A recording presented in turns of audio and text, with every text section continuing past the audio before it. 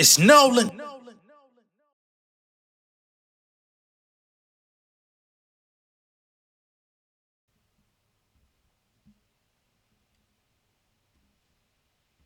Old friends calling my phone, I never pick up. Y'all niggas leave me alone, I never pick up. Leave a message at the phone, I never pick up. Had to get it on my own, I never pick up. Old friends calling my phone, I never pick up. Y'all niggas leave me alone, I never pick up. Leave a message at the phone, I never pick up. Had to get it on my own, I never pick up. Horse smells on my voicemail like a butler hanging on my coattail. Got these chickens clucking like it's H-Mart. Writing poetry, got it for wholesale. Ringing doorbells with these CDs on me going hand in hand. Got a bag, then I fumbled. The fourth quarter boy was looking like Shanahan. Now I'm stacking up them dividends. G's on me like I'm Dabba Dan. Pockets bulging like them hammer pants. Legendary like I'm Bag of Vance. Turning down these labels bad advance. Ooh, I'm feeling like a prize. You can see it in my eyes. Ooh, text on my number, won't get no reply. I shake them like grease on the fries. Ooh, chain swinging like a clock tower. Yeah, I'm suited up, Mr. Hightower. Feeling groovy, boy, I'm monster powers. All this gold shining like a bridal shower. New kicks, I am not a punter, but the numbers running like I'm Jackie Joyner. Turn my words into fine art. I just drew a reference back to Magna Carta. Warming up like a leather bomber. Natty blonde on my phone. I just went to a safari, now they keeping tabs on me, Google Chrome. Down payment on a home. Got the paper making songs. See these suckers about to come in now. Cleo leave a message at the tone. Shut up. The fuck? Your fucking kid and play high top looking ass. Getting on my goddamn nerve looking ass. Shit. Piss me off. What's going on, beautiful people? It's the kid J Nolan here. Welcome back to another episode of Inside the Industry, your number one source for music, entertainment, commentary, and breakdowns. If you enjoyed that intro, that song is called Pick Up Remix with Jay Adams, featuring myself, J Nolan. Of course, to condense for time, we didn't play Jay Adams' verse, but that's him on the hook. That's me on the second verse. If you want to play the full song, it's available on all platforms. Also, my new single, Big Dog, is out on all platforms, and it should be linked in the comments pinned there for you. So go check that out. I played it for y'all before. Go check that out, man. Megan Thee Stallion. We're here to talk about both Megan and Glorilla in this video. They have a dope alliance, so I figured it would be nice to just talk about them all in one fell swoop. We all know that Megan hosted the MTV VMA Awards earlier in the week. We also know that both artists in this video, Megan and Glorilla, both performed at the show. They both did an excellent job. Unfortunately, when Kendrick Lamar dropped Watch the Party Die, my attention was diverted. Right before that show started, I was on here premiering, talking about the new Diddy lawsuit from Don Richard, and even in the midst of that video, people weren't hitting me saying Megan is opening up the show. They were saying Kendrick just dropped. So as duty called, I was on here for nearly 2 hours with y'all talking about that, breaking down the song, going over the lyrics, playing it for y'all while I was able to do so. So I actually had to go back and watch Megan Thee Stallion's performance. I had to go back and watch Glorilla's performance. I can't give y'all too much insight as to Megan's hosting, because I have not seen the entirety of the show. I saw the beginning when it first started, right? But then as I was getting something to eat and everything was happening, Kendrick basically took over the night for me, right? However, Megan has taken over in other ways, okay? With new information out, they say 2024 VMAs reaches biggest audience in 4 years. It was the second most social telecast in history, topped only by the previous night's presidential debate. That's the information that's being put out there. Eminem did open the show. I did see that. So Eminem opened the 2024 VMAs on Wednesday with his recent hit Houdini, right? He also performed his record with Jelly Roll as well in that opening performance. But Houdini, when I saw that, I was like, bro, why you ain't... I guess Eminem don't want to dye his hair no more, and I guess, he's 50 plus years old. I guess he doesn't want to walk around with the bleach blonde situation going on anymore, but I'm so accustomed to him looking that way. Even like the beard, you know what I'm saying? that beard he's got that he's been rocking for a while, I'm like, bro, go ahead and do us all a favor and chop it off, man. At least go back to recovery look. But can't tell that man how he wants to present himself. Anyway, as it turns out, the show delivered a pretty neat magic trick of its own. In an era of flat or even declining ratings for award shows, the VMAs delivered their biggest audience in 4 years with more than 4 million viewers. MTV reports that the combined ratings for the premiere and encore showings were up 8% compared to a year ago. And of course, when you compare to a year ago, that is Nicki Minaj hosting. I'm not here to spark up beef or issues or controversy. That's just last year's show. They say that the numbers came in tallied at 4.09 million for this year versus last year's 3.78 million. So it's not a huge margin, but upwards of 3 going on 400,000 extra people, right? Ratings for the premiere simulcast at 8 p.m. were up 25% compared to a year ago. That was 3.1 million versus 2.4 million that tuned in last year. Okay? That premiere broadcast was simulcast across 13 networks in the U.S., the same number as last year. BET, BET Her, CMT, Comedy Central, Logo, MTV, MTV2, Nick at Night, Paramount Network, Pop TV Land, VH1, and Univision all broadcast the show for the premiere. I did not know it was on all of these channels. Hell, I didn't know that they had it on it last year. That means that the casual music fan who may have been channel surfing came across this show multiple times. That sheer repetition may have stirred the interest and made it seem like this was an event. The Black Carpet pre-show at 6:30 p.m. aired on 4 networks. The first encore at 11:18 p.m. The show ran over as award shows tend to, aired on 10 networks. 2 other networks started their first encore showings within that hour. The second encore at 2:34 a.m. aired on 4 networks. MTV's reporting that the 2024 VMAs were the #1 most social entertainment telecast in history, with over 66.7 million interactions across social media. The only program that beat it was the second presidential debate of the 2024 campaign season, which aired the previous night between Vice President Kamala Harris and former President Donald Trump, which was definitely an event in its own right. If you tuned in, you did. If you didn't, hey, it's all good.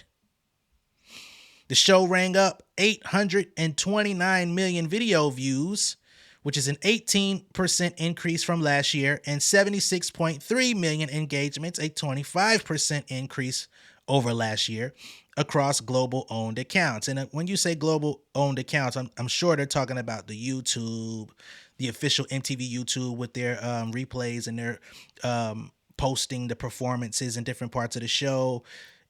Twitter, definitely, you can go crazy viral on Twitter, Instagram, TikTok, Snap. You know what I'm saying? There's so many different accounts that go into that tally up those views. VMAs trended #1 worldwide on Twitter for 10 hours. Media impressions were up 8%, 107.5 billion impressions this year versus 99.5 billion impressions last year. So this show, they're saying, in all pretty much statistical categories, it outperformed the last one, with, of course, Megan Thee Stallion being the host, so she's going to get a lot of that credit, and that's just what it is. Okay? The 2024 VMAs had an impressive artist lineup. I ain't going to say all that now, Billboard. Y'all taking that a little too far. I wasn't all that thrilled, but, from a pop standpoint, I guess that's what you mean. The 2024 VMAs had an impressive artist lineup, including host-performer Megan Thee Stallion, Salute, and other red-hot artists such as Sabrina Carpenter, Chappelle Roan, Benson Boone, and whatever. They say Taylor Swift didn't perform, but she was in the audience or on stage accepting awards from start to finish. And she be having a great-ass time at the show. You know what I'm saying? One thing I do like about Taylor Swift is she ain't too cool to dance to other people's music, to vibe, to have a great time. She be turned the fuck up, having her drinks and shit. She seems like, at the bare minimum, if you don't like her music, she seems like a fun individual to be around, okay? I'll give her that. It seems fair to say that artists support the VMAs at this point more than MTV supports music videos. Yeah, throw the jabs at these motherfuckers. Other than on this one night per year. Maybe, given these healthy ratings for the flagship program, the channel can address putting music videos back into its programming mix. Wouldn't that be nice?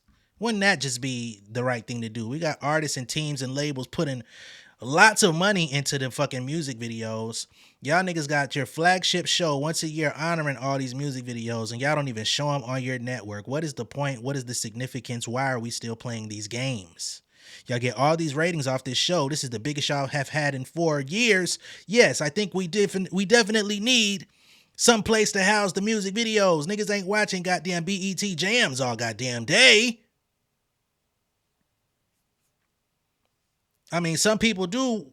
Most people are on YouTube watching the shit, but programming helps. Programming is curation for the people that aren't on YouTube all goddamn day. For people who actually, come home and want to throw it on the TV, blah, blah, blah, blunk. You know what I'm saying? I don't want to go searching for the shit. Just show me what it is, baby. Why you being weird to me? Now, in Megan's performance, which was a big mashup of her joints off her new album, she went out and performed Boa, which was definitely dope live. A lot of good choreography. She was out there busting ass. I'm not going to lie to y'all. She did her motherfucking thing. She went out there, did Boa. She did Both Ain't Shit from the Megan album. You know what I'm saying? She did Hiss. A piece of Hiss. She ain't go too crazy, but these are mad at Megan. These are mad at Megan. Like, hey. I will say when that motherfucking track kicked in, the crowd was excited for it. I would have liked her to keep going, but she wanted to keep it classy, I guess. She didn't want to throw it too much in everybody's face with that record. And then, of course, she closed out the performance with her recent hit record, international hit record, Mamushi, and brought out Yuki Chiba on stage for his American debut. Now, what I did find interesting about his performance and his part of the show is I don't think his mic was live. I don't think his microphone was microphoning. Right? We definitely heard Meg doing her shit. We heard her breaths. We heard her goddamn take her moments to stop, do a jig, you know what I'm saying? Choreography, all that good shit. He came out and it sounded like the record was playing straight off the album. I ain't gonna lie, it's all good, He was doing a good job lip syncing on the mic, but I would have loved to have heard him live, but that's just me being, a music head. You know what I'm saying? Salute to him, though, for actually making it out and being a part of it and contributing to the show. Good performance overall. Dancers, she got up to say, bitch, I'm up here working this motherfucking stage. I'm gonna be all over this motherfucker. I like that energy, man. I think we're seeing the revival of performance art in hip hop music. And I think the people that are gonna be leading that hymn are going to be artists like, and not just hip hop music, but just in black music. Let me say that in particular. People leading that hymn are going to be artists like Megan Thee Stallion, artists like Victoria Monet, artists like Kendrick Lamar.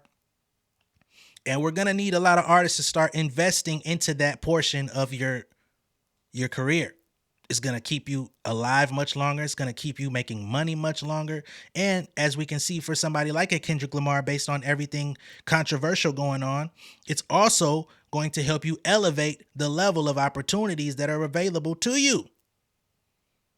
You best believe the people are watching, the people are putting down their check marks, their notes, and they're saying, okay, who can really go rock a show? And we just leave them to it. How are they going to entertain the people? A lot of you motherfuckers are going to fall off the wagon by default. A lot of you motherfuckers are going to get swept upshore by the sea waves. Get your performance in order. Okay? Now, someone who has been elevating their live show is Glorilla. She went up there, opened up, did a little portion of Yeah Glow. I wish she would have done a little bit more of that record, because that's, out of everything she's dropped this year, that's still my favorite. Some people are going to say the 7 p.m. Friday joint is more their speed, and that's cool. Yeah Glow is my vibe. That I could listen to Yeah Glow on repeat for probably the next 2 hours in my personal time if I just didn't have nothing else going on. Be honest. Um, so she went out there, opened up with that, and then she went to 7 p.m. right? Ain't got me, and she did a good job.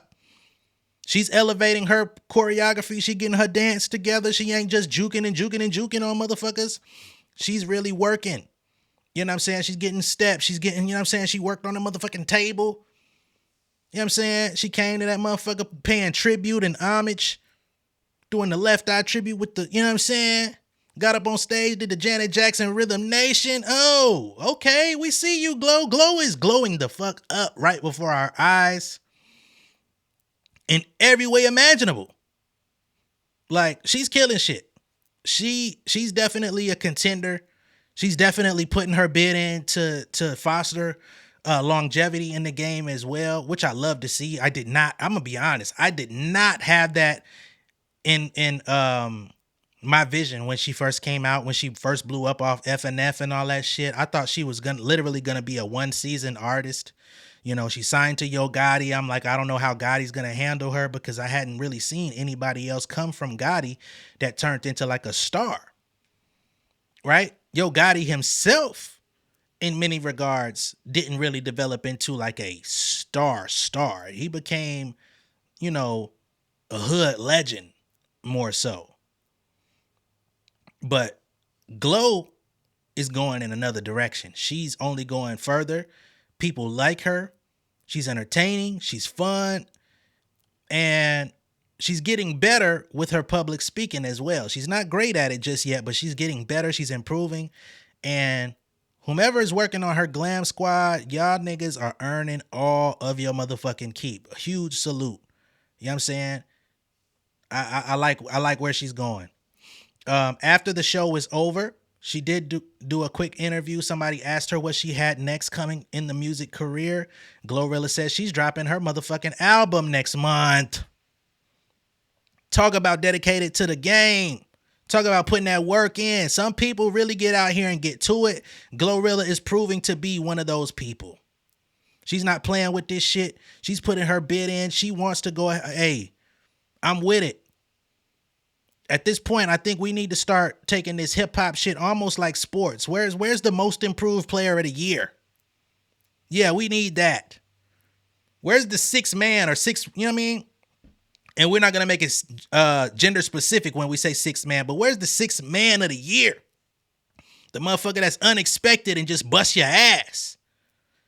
You know what I'm saying? Everybody want to talk about the MVP. Everybody want to talk about the number one, the number two, who got the championship, who got the best album.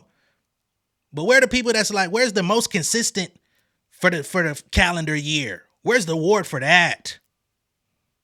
Motherfuckers that pop your ass with a motherfucking mixtape, 4-5 solid singles, an album, and all the shit is quality work, and get out there on the stage and bust your ass. We're gonna need to expand some of these categories at these award shows, man. We gotta make this shit more interactive. We gotta give people something to aspire to. We gotta motivate these fucking artists, man. They should have motivation on their own. But let's gamify this shit. Y'all know how to gamify on Twitch and goddamn Rumble, and you know what I mean? Let's get this shit. Right? Goddamn Hyde can't have the only motherfuckers out here competing. Let's put some fire under these niggas' ass. If y'all want better music, y'all want more quality music, y'all want more quality content, we gotta put a fire under the feet of these artists. Some of them are already doing it because they got something to prove. Glorilla, she went through the fire last year. A lot of niggas was on her head. I was one of those people that cha. No. She went in her cocoon for a minute. She was mad. She was fucked up about it, but she said, I'm gonna open up cases on all you bitches. And she came back with a vengeance. I like that. I like that energy. I like that motivation. I like that inspiration. I like to see how people can come back from a little punch to the gut. So I'm saluting Glorilla on all fronts. I'm saluting Megan Thee Stallion on all fronts. Congratulations. Y'all had a successful show. And although I was not there to tune in live, I ain't pulling no punches on that. I didn't tune in live. You know what I mean? I couldn't. Y'all was requesting my presence over here, and I answered the call. Y'all put the motherfucking inside the industry symbol in the air. What am I supposed to do? Y'all say we want Kendrick commentary. I had to come through. Had to go back and watch the performances and stuff. You know what I'm saying? But Megan got up that motherfucker. I tell you what. I saw a different level of performance than what I saw last year. I will say that. But I know people going to say I'm a hater, so I'm going to chill. Okay? Let me know what y'all think of all this down below in the comments. Be sure to like and share this video. If this is your first time seeing me on YouTube, go ahead and subscribe to the channel. Become an insider. I will catch y'all on the next one. If you like this Dad Gang hat, this, you know what I'm saying, with that look exclusive, check out the description below. You could get yourself a discount on all Dad Gang apparel, hats, merchandise, etc. Use my code. Matter of fact, I will put the code up on the screen for y'all. Give me a second here. Discount code J Nolan 58020. You get 15% off for all the ladies out there. And you got a husband, good father in your life. Hell, y'all don't got to be married to him. If he's a good guy, good dad, even if y'all ain't together, slide on one of them things. Use my 15% off code. All my fathers out there, go ahead and get yourself something nice, man. Y'all see me in them all the time. All right? I'm going to catch y'all later. Be sure to stream Big Dog. Run it up. Tell a friend to tell a friend. I'll catch y'all on the next one. Peace. King of my city and cul-de-sac. Coming out swinging like soldier rags. Leading my people like quarterback. Boy, I study this shit, I'm an almanac. Had to get up and grind. Knowledge is booming, I'm here to apply. Came with the chip and the dip, it just single the mind. We finna do more than survive. I need my check. Spinning the block for the Gouda. We hitting the jeweler to flood out the net. We don't do beef on computers, I'm straight out the sewer. We come when you rest. Niggas be looking perplexed, so keeping my foot on their neck. No map, I trust my gut for the quest. With drama, I'm fully abreast. I was ready for years and they doubted me. All of a sudden they tell me they proud of me. I've been dropping these haters like calories. Cross them out, I came back with some boundaries. Stand for my honor, but too raw, no corner. Packing the stick with a drummer. Wanna catch my bad, won't fumble. I done came too far to be humble.